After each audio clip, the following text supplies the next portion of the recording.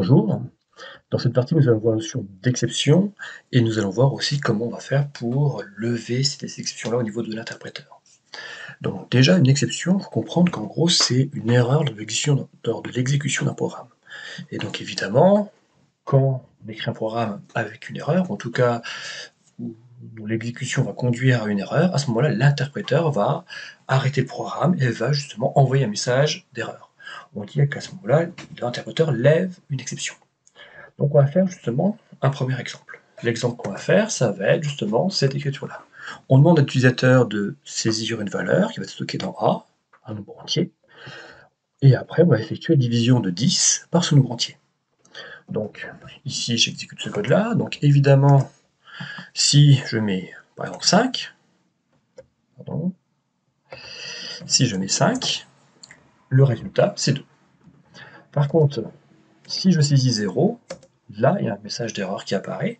Le programme s'interrompt parce que l'interpréteur, évidemment, ne peut pas faire la division de 10 par 0. Donc, à ce moment-là, dans ce message d'erreur, on voit qu'il dit qu'il y a une division par 0, que c'est une erreur, et donc ceci, c'est donc une exception. Ici, il donne le type de l'exception, donc 0, division, erreur.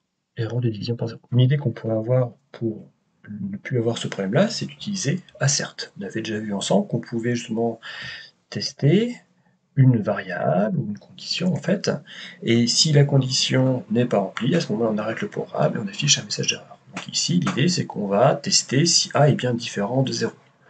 Donc je prends cette information là, je vais la rajouter ici, donc ici si je fais un copier-coller,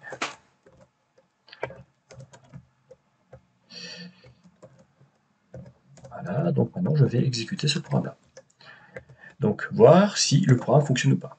Donc là encore, même si j'ai mis un assert, ici on voit que, on voit que le programme s'arrête parce que donc maintenant c'est plus la même erreur, le type d'erreur est différent, c'est une assertion error, une erreur d'assertion, c'est-à-dire que ici c'est j'ai mis un assert et comme cette condition-là n'est pas remplie, à ce moment-là le programme s'arrête. Donc là encore, le programme s'arrête. Et ça peut poser problème, surtout on écrit des programmes dans lesquels il y aurait de telles exceptions.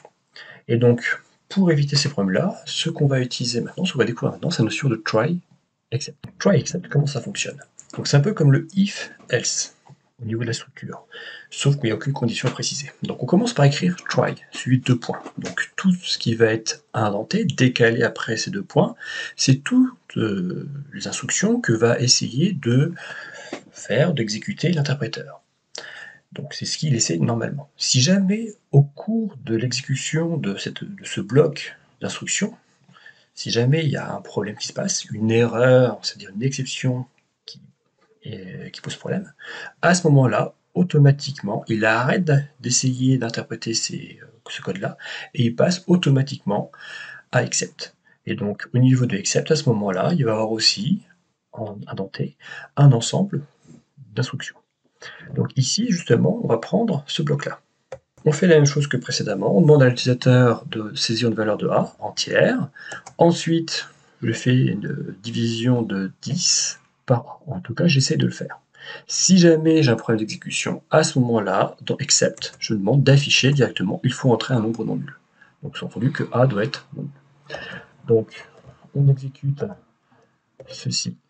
Et donc si maintenant je mets A égale 0, là on voit que j'ai pas de message d'erreur. Le programme a continué à s'exécuter, simplement, à ce moment-là, ce qui a été effectué par l'interpréteur, c'est qu'il a traité le except.